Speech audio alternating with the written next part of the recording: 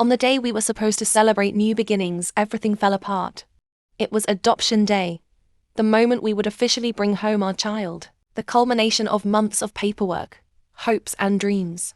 We arrived at the agency early, hearts full.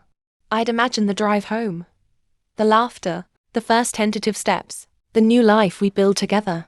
But that morning, my husband was distant. He barely looked at me, his eyes shadowed with some hidden weight. When the social worker called his name, he stood slowly, as though waking from a dream. We walked into the room.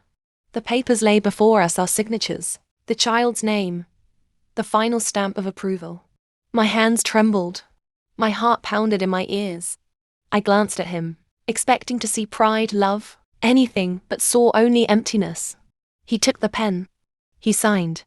And then, without a word, he turned and walked out. Shock froze me in place. I called after him.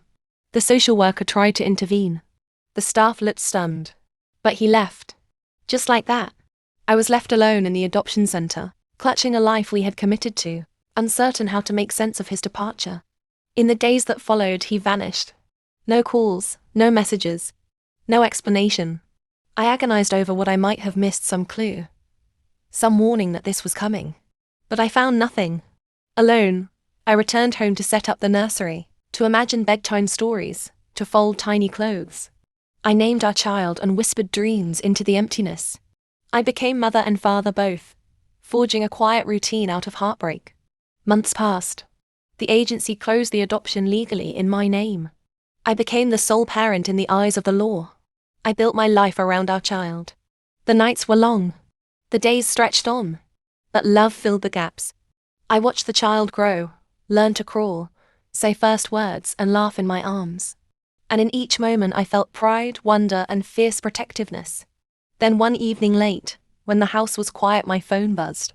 A message from an unknown number. "I'm sorry." My breath caught. My heart pounded. I didn't know if I dared to read on. The next message.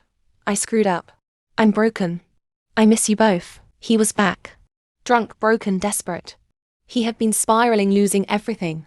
He'd lost his job, his friends, his footing. He told me he'd been drinking to forget, drowning in regret. And now, he said, he had nowhere else to turn. I didn't respond for hours. I watched through our window as he began to appear online, lurking in social media posts, following us quietly. I saw his profile pop up in friends' suggestions. I saw his name under people you may know. Worst of all was seeing him in my child's growing life, watching us from a distance. I hated that he could still sense somehow the warmth of our home. I hated that the child might one day ask, "Why didn't Daddy stay?" And I would have to answer,